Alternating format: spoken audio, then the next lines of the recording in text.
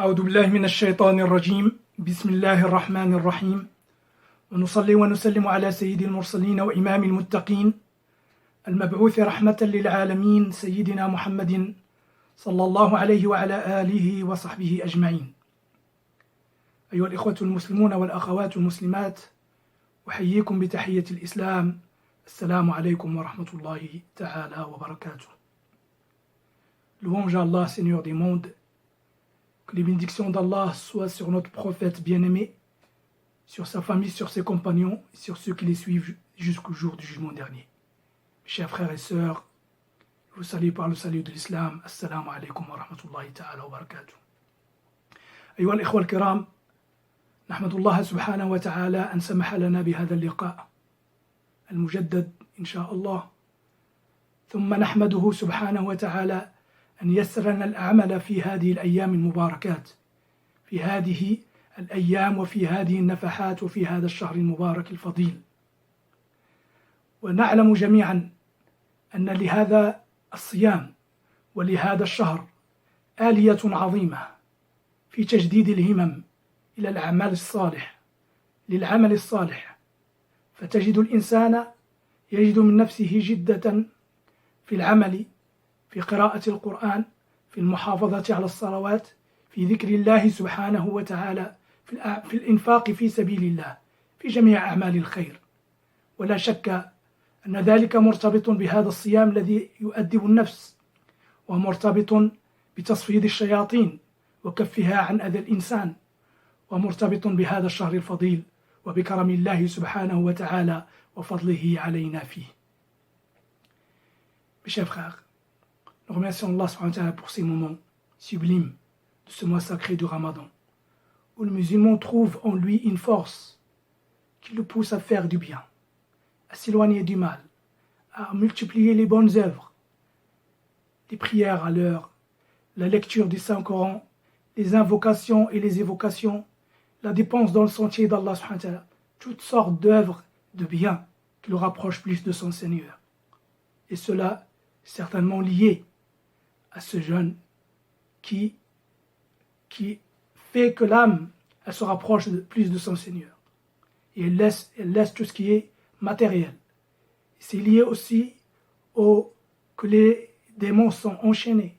Et c'est lié surtout à ce mois béni, où les bénédictions et la miséricorde d'Allah subhanahu wa ta'ala descendent sur les serviteurs. نعم أيها الإخوة، لهذا فالوقت ثمين جدا، وهو أغلى ما عند هذا الإنسان. ولكن في المقابل نجد أن الإنسان يسمح ويضيع هذا الوقت بأقل سعر وبأقل قيمة. لماذا؟ لأننا لا نعلم قيمة هذا الوقت، والله سبحانه وتعالى حتى يبين لنا هذه القيمة أقسم سبحانه وتعالى بالعصر، بالزمان، وسمى سورة من سور القرآن بسورة العصر. قال تعالى: والعصر إن الإنسان لفي خسر إلا الذين آمنوا وعملوا الصالحات وتواصوا بالحق وتواصوا بالصبر. Certainement, mes chers frères et sœurs, le temps il a une très grande valeur, une très grande importance dans la vie du croyant. C'est ce qu'il a de plus cher et de plus précieux. Mais malheureusement, c'est ce qu'il perd plus facilement et sans se rendre compte. Pour nous donner la valeur du temps et la valeur de son importance, Allah subhanahu wa ta'ala a juré par le temps. Il y a un chapitre, une sourate qui s'appelle Sourate al-Asr. Et Allah il jure par le temps, wal-Asr, par le temps. L'être humain est certainement en perdition, sauf ceux qui ont cru et ont fait des bonnes œuvres. والنبي صلى الله عليه وسلم يخبرنا عن نعمة الوقت والفراغ، أنها من أكبر النعم التي لا نعرف لها حقها ولا نقدر لها قيمتها. فقال النبي صلى الله عليه وسلم: نعمتان مغبون فيهما كثير من الناس، الصحة والفراغ.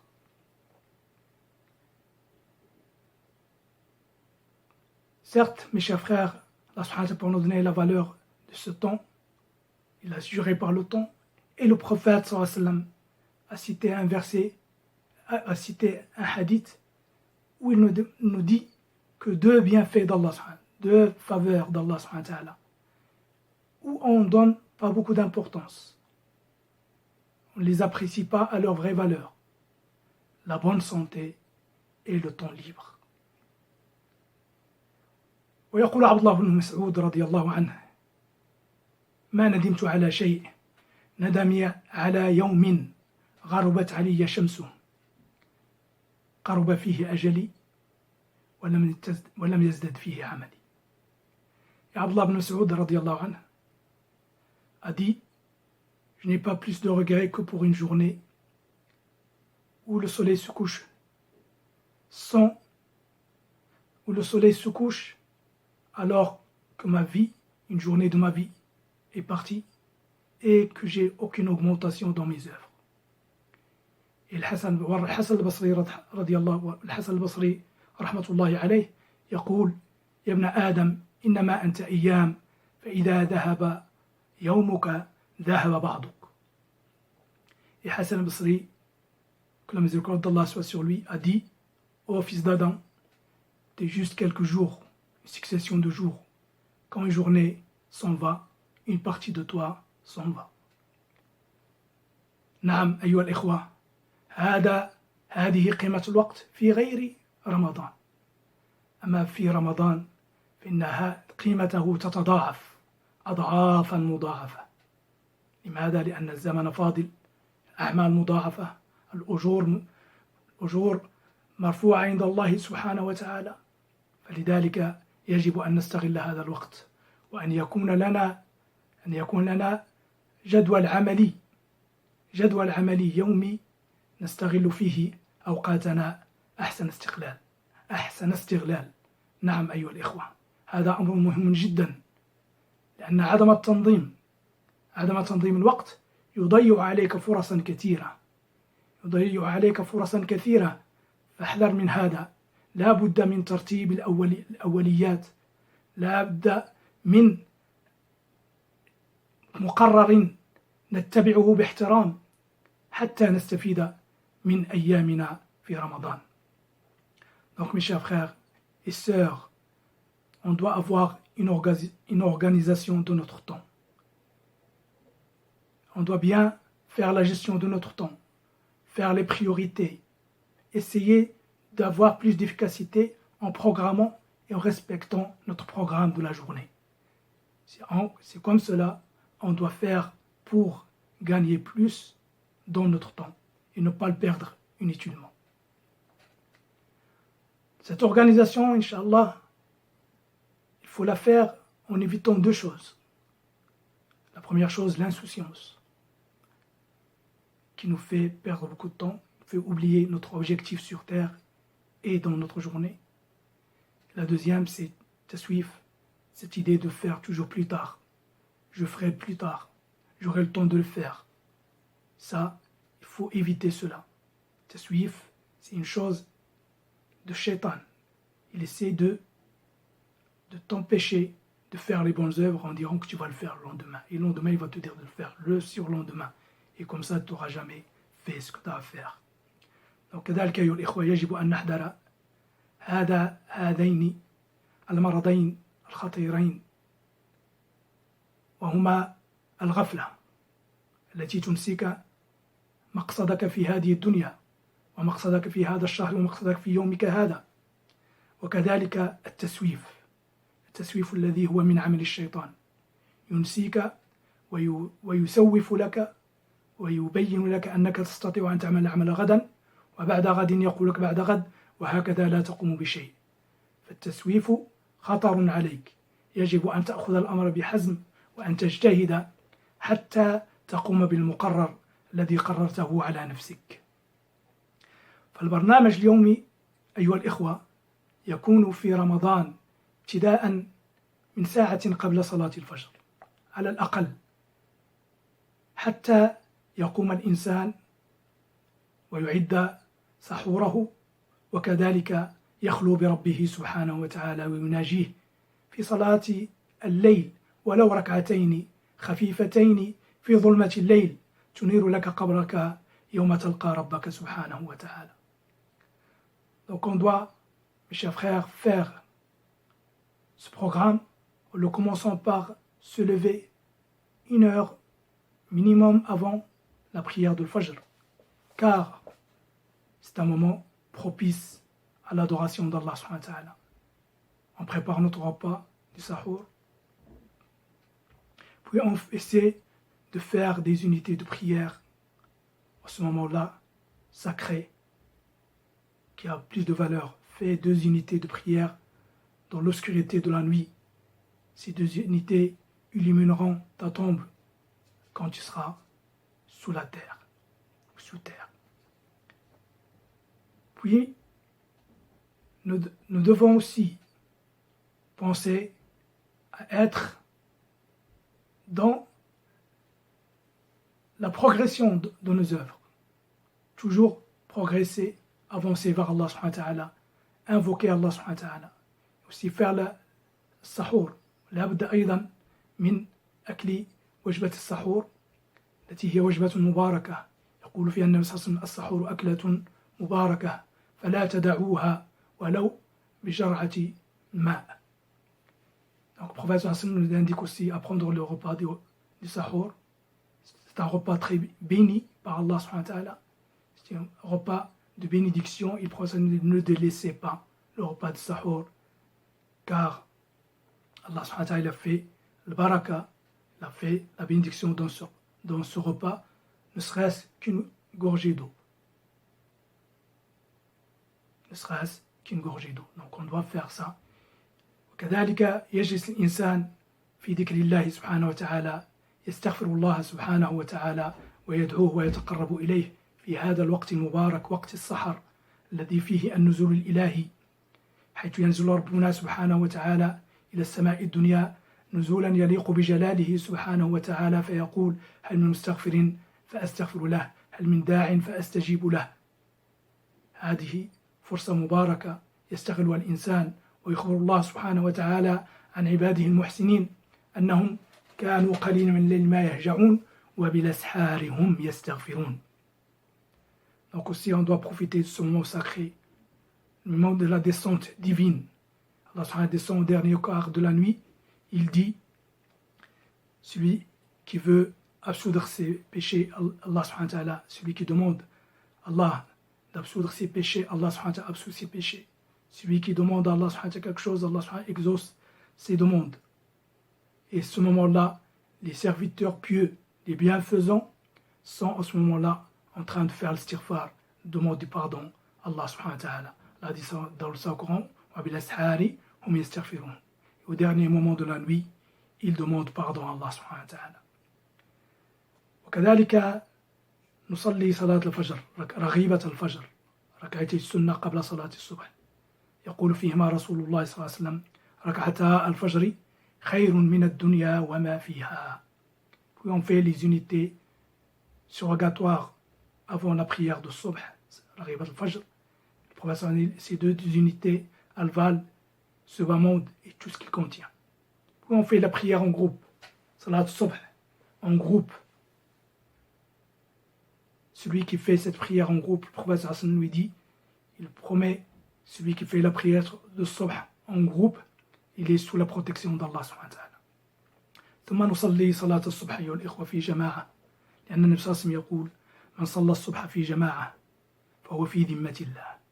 نصليها جماعة مع أولادنا، مع أهلنا في هذا الوقت الحاضر، فلنا فضل الجماعة ولنا فضل هذه الذمة التي تحفظنا بإذن الله سبحانه وتعالى من كل سوء.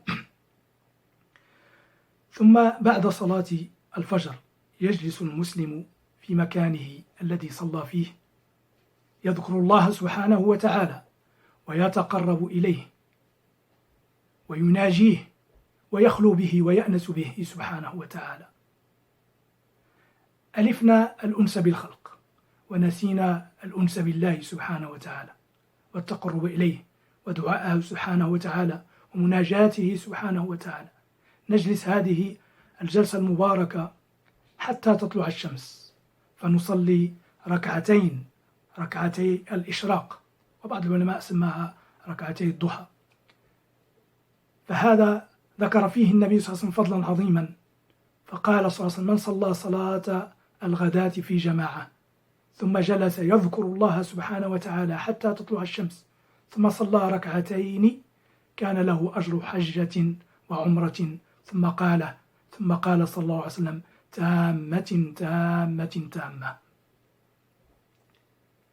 Ensuite, après la prière de Subh en groupe, on reste là où on a fait notre prière, à invoquer Allah subhanahu wa ta'ala, à réciter le Saint-Coran, à faire les invocations d'Allah subhanahu wa ta'ala. C'est un moment propice pour être avec Allah subhanahu wa ta'ala. On a pris l'habitude d'être avec les gens, mais on a oublié d'être avec Allah subhanahu wa ta'ala, de parler à Allah subhanahu wa ta'ala, de demander à Allah subhanahu wa ta'ala.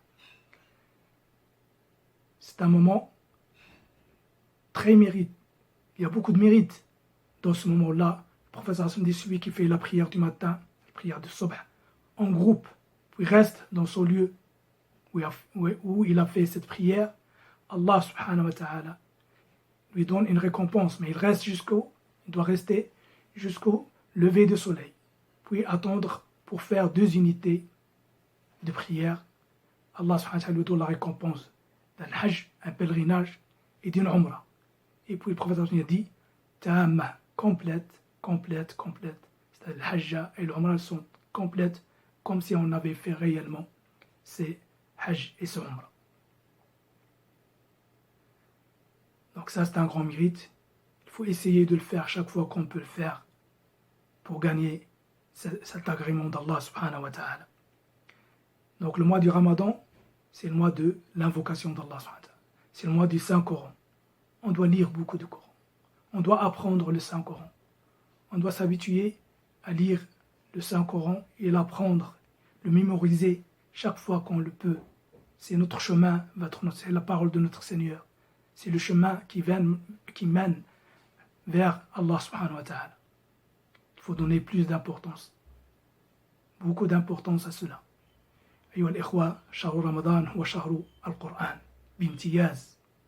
لا بد أن نكثر فيه من قراءة القرآن، من تدبر القرآن، أن يكون لنا ورد يومي مع القرآن أقله جزئين، يكون لنا حزبان حتى نختم على الأقل مرة واحدة في رمضان.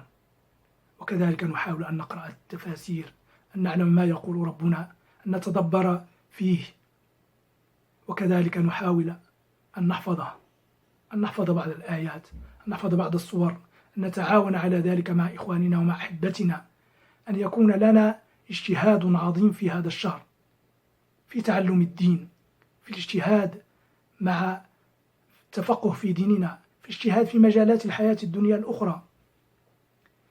فليأخذ الإنسان مثلا 4 كتب يتعلم منها، يقرأها في كل يوم، كل أسبوع كتاب 100 صفحات يقرأها في هذا الأسبوع، فيزداد علما واستنارة وتفقها وعلما بأمور دينه ودنياه. Donc mes chers frères, on doit aussi faire beaucoup de lectures, les livres religieux, même les non religieux, qui vont illuminer notre savoir, rajouter à notre savoir, connaître plus notre religion, connaître plus notre entourage, essayer de progresser dans notre vie. Essayons par exemple de lire un livre par semaine, un livre d'une centaine de pages. C'est facile si on s'organise. On aura au moins lu 4 bons livres qui vont nous aider dans notre vie d'ici-bas et dans le delà. كذلك هذا الشهر هو شهر الذكر، وبالذكر تطمئن القلوب، ألا بذكر الله تطمئن القلوب. نكثر من ذكر الله سبحانه وتعالى، وأن يكون لساننا رطبا بذكر الله سبحانه وتعالى. Aussi ce mois, c'est le mois d'invocation d'Allah subhanahu wa ta'ala, l'évocation d'Allah subhanahu wa ta'ala. Certes, avec l'évocation d'Allah subhanahu wa ta'ala, le cœur se tranquillise. Donc on doit, Inch'Allah, faire beaucoup d'invocations, beaucoup d'évocations, et que notre langue soit toujours fraîche avec l'évocation d'Allah subhanahu wa ta'ala. Aussi, on peut faire كذلك أيها الإخوة بعد ذلك قد نصلي صلاة الضحى لمن لا يعتبر أن هذه ركعتي الإشراق ليست ركعة الضحى فيصلي ركعتين إضافيتين للضحى فهذه صلاة الأوابين تقربك من الله سبحانه وتعالى من الأحسن أن تكون مع 10 أو 11 ليس مع الإشراق فهذا أفضل أوقاتها كما أخبر النبي صلى الله عليه وسلم وكما كان يفعل صلى الله عليه وسلم وكان يقول صلى الله عليه وسلم يصبح على كل سلامة من هذا الإنسان صدقة فبكل تسبيحة صدقة وكل تهليلة صدقة وكل تحميدة صدقة وأمر بالمعروف صدقة ونهي عن المنكر صدقة ويجزئ من ذلك كله ركعتين من الضحى. النبي صلى الله عليه وسلم nous incite à faire la prière de Duha. Pour ceux qui considèrent que les deux unités ne sont pas celles de Duha, c'est mieux d'accomplir la prière Duha vers 10h, 11h. Et le prophète nous dit que c'est la prière des repentants, ceux qui se repentent sincèrement Allah subhanahu wa ta'ala. Et il nous dit aussi que chaque matin, l'être humain il est redevable pour chaque articulation de son corps d'une aumône. Et chaque tasbiha qu'on fait, on dit subhanallah, c'est une aumône. Chaque fois qu'on dit alhamdulillah, c'est une aumône. Chaque fois qu'on dit la ilaha illallah, c'est une aumône. Quand on ordonne un bien, c'est une aumône. Quand on interdit un mal, c'est une aumône. Et pourtant, il dit que les deux unités de Duha nous font, Inch'Allah, la valeur de tout cela et pour sauver notre corps en entier grâce à ces deux unités de Duha.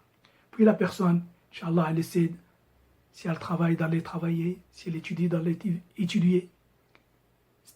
C'est aussi un devoir religieux. C'est une adoration d'Allah subhanahu wa ta'ala de faire cela, soit de chez soi, comme c'est le moment maintenant, ou aller travailler ailleurs. Ça, c'est aussi une adoration. Car le prophète sallallahu alayhi wa sallam a dit, il nous raconte que la meilleure des choses, c'est que la personne, elle mange de ses mains.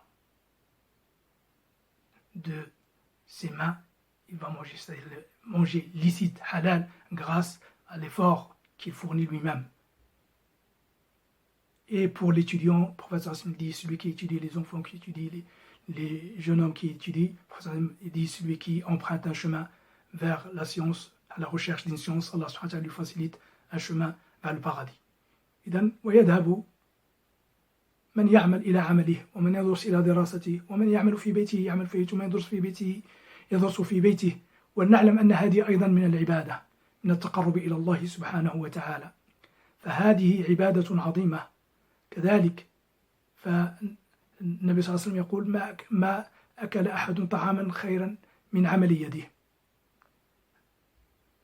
وسيدنا داود عليه السلام كان يأكل من عمل يده والنبي صلى الله عليه وسلم يحثنا على طلب العلم فيقول من سلك طريقا يلتمس فيه علما سهل الله له به طريقا إلى الجنة ثم كذلك نحتسب الأجر عند الله سبحانه وتعالى في نفقتنا على الأهل وعلى العيال وعلى الأولاد وعلى النفس فهذه نفقة مقبولة عند الله سبحانه وتعالى بل هي من أعظم النفقات قال النبي صلى الله عليه وسلم أعظم دينار أجرا دينار تنفقه على عيالك وكذلك قال لسعد بن أبي وقاص رضي الله عنه قال له ما تنفق من نفقة تبتغي بها وجه الله سبحانه وتعالى إلا أجرت عليها حتى ما تضعه في امرأتك أي ما تضعه في فم امرأتك من طعام هذه أعظم نفقة تنفقها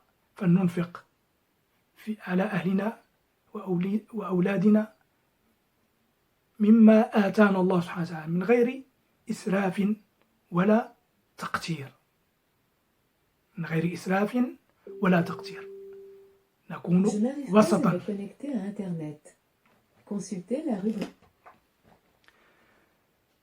كذلك أيها الإخوة on a dit mes chers frères que le musulman doit dépenser pour sa famille. Ça, c'est une dépense qui est récompensée. Et le prophète sallallahu alayhi wa sallam a dit, meilleure dépense, celle que tu fais pour ta famille.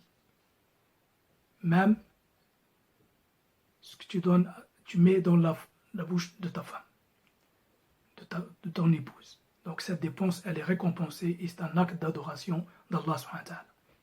وكذلك نساهم في حملات تفطير الصائمين فهذه أيضا فيها خير عظيم. من فطر صائما كان له مثل أجره من غير أن ينقص من أجر الصائم شيئا. Aussi on participe dans la rupture des jeûnes, dans les repas de rupture de jeûne des jeûneurs, en donnant un peu de notre argent, on aura la récompense, Inch'Allah, comme a dit le prophète sallallahu alayhi wa sallam, celui qui participe au repas de rupture du jeûne aura la récompense du jeûneur sans que rien n'enlève à la récompense de celui qui a jeûné. ثم لا بد من جلسة أيها الإخوة مع الأولاد لتعليمهم أمور دينهم وتفقيهم في دينهم، قراءة كتاب من كتاب الله، قراءة آية من كتاب الله تفسيرها، قراءة رياض الصالحين، قراءة كتاب آخر ينتفع به الجميع. فهذه جلسة عائلية ربانية تجمع الأسرة على البر والتقوى وتزيد من اتصالها بالله سبحانه وتعالى ومن تعاطفها ومحبتها بعضها لبعض. كذلك أيها الإخوة نجتهد في هذا الميدان كثيرا ويشارك فيه الزوجة والأولاد. نعم.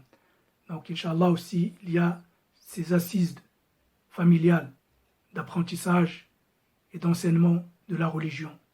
On lit le Saint-Coran, on lit un hadith du prophète sallallahu alayhi wa sallam et on essaie de progresser dans notre religion avec la famille. Cela renforce les liens familiaux et nous aide à se rapprocher ensemble d'Allah subhanahu wa ta'ala et fait descendre le respect mutuel dans la famille. C'est un grand bienfait. Et les maisons où on cite le Coran, où on récite le Saint-Coran, où on lit les hadiths du prophète, où on lit les assemblées de sciences sont illuminées pour les gens du ciel comme nous on voit les étoiles dans le ciel. وكذلك أيها الإخوة على الزوج أن يجتهد حتى يعمل ويساعد زوجته في أمور البيت حتى في أمور المطبخ كما كان رسول الله صلى الله عليه وسلم كما أخبر النبي صلى الله عليه وسلم يقول خيركم لأهله وأنا خيركم لأهلي. والسيدة عائشة لما سئلت عن عمل رسول الله صلى الله عليه وسلم في بيته قالت كان كباقي البشر يخصف نعله ويخيط ثوبه ويرقع ثوبه ويخيط ثوبه صلى الله عليه وسلم ويحلب شاته ويكون في مهنة أهله صلى الله عليه وسلم. Donc aussi mes chers frères, on essaie de participer avec la femme, l'épouse, dans les tâches ménagères, l'aider dans les tâches ménagères à la maison, dans la cuisine. C'est pour ça le prophète sallallahu alayhi wa sallam, il le faisait. Il disait que le meilleur d'entre vous, c'est celui qui est bien avec son épouse. Il disait aussi, Sayyida Aïcha radiyallahu anha était questionnée sur le prophète sallallahu alayhi wa sallam, son comportement à la maison. Elle a dit qu'il était sallallahu alayhi wa sallam au service de sa famille. Il était au service de sa famille. Il cousait et nettoyait ses vêtements. Il trayait sa brebis. Il était au service de sa famille. Il donnait le coup de main nécessaire quand il le faut. Sallallahu alayhi wa sallam. Et on doit le prendre sallallahu alayhi wa sallam comme exemple. Aussi, mes chers frères, à l'approche de la prière de l'Maghrib, il ne faut pas oublier le dua.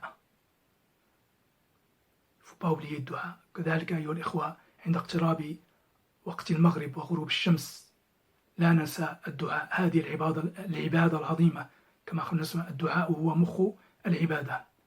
فهذه العبادة العظيمة تزداد فضلا في هذا الشهر المبارك. النبي صلى الله عليه وسلم ثلاث لا ترد دعوتهم وذكر منهم الصائم حين يفطر وقت فطره. وقال صلى الله عليه وسلم للصائم دعوة مستجابة عند فطره لا ترد دعوة لا ترد.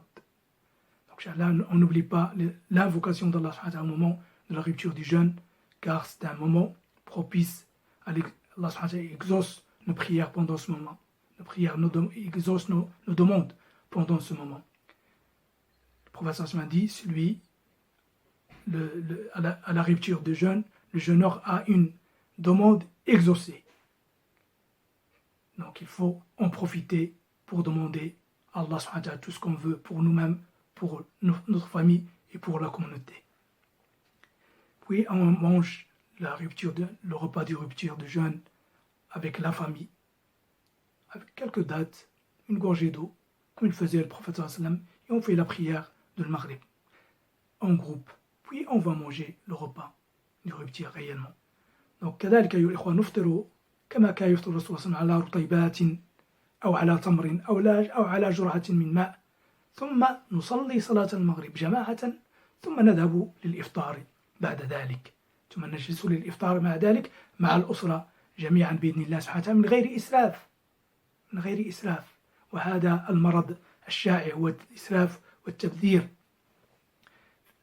والتبذير في بيوتنا أصبح ظاهرة خطيرة لا تبشر بخير لأن النعم يجب أن تشكر لا أن ترمى في المزبلة. هذه النعم نسأل عنها ولا تسألون يومئذ عن النعيم. فعلينا أن يكون طبخنا في حدود الوسط لا تقتير ولا إسراف ولا تبذير. هذه سنة رسول الله صلى الله عليه وسلم وهكذا يريدنا الله سبحانه وتعالى كلوا واشربوا ولا تسرفوا إنه لا يحب المسرفين. وكذلك لا نكثر من الطعام حتى التخمة فهذا لا يليق بالمسلم وهو مخالف لما يريده الله منا في هذا الشهر المبارك. هذا الشهر يريد الله منا أن نجوع وأن نستشعر الجوع ونشعر بالفقراء والمساكين فعلينا ألا نكثر من الطعام. والنبي صلى الله عليه وسلم يقول ما ملأ ابن آدم وعاء شرا من بطنه. فإن كنت لابد فاعلا يكفي هذا الإنسان كما قال النبي صلى الله عليه وسلم يكفيه لقيمات يقمن صلبه. فإن كنت لابد فاعلا فثلث لطعامك وثلث لشرابك وثلث لنفسك. Donc Inch'Allah, mes frères, quand on va manger le repas de rupture, il doit être moyen, ni trop ni peu, dans la moyenne, le juste milieu. C'est ça la sunna de notre prophète sallallahu alayhi wa sallam. Il ne faut pas gaspiller. Allah subhanahu wa ta'ala n'aime pas ceux qui gaspillent. Il faut aussi éviter de manger trop, car c'est contraire aux finalités du jeûne. Le jeûne, il veut qu'on limite le manger. Pas on récupère tout ce qu'on a perdu dans la journée. Ce ne serait pas utile. Ce serait même des maladies qu'on peut causer des maladies. On mange à la normale. أيها الإخوة نسأل الله سبحانه وتعالى أن يتقبل لنا منكم هذا الشهر الفضيل وينفقنا وإياكم لكل فضل عظيم ويجعلنا وإياكم من الصائمين القائمين ويعيننا على أداء هذه الفريضة بثبات بإذن الله سبحانه وتعالى وإنابة إلى الله سبحانه وتعالى. نسأل الله سبحانه وتعالى يوفقنا وإياكم ما يحب ويرضاه لأن الذين يستمعون القول ويتبعون أحسنه. نسأل الله سبحانه وتعالى يرفع عنا هذا البلاء.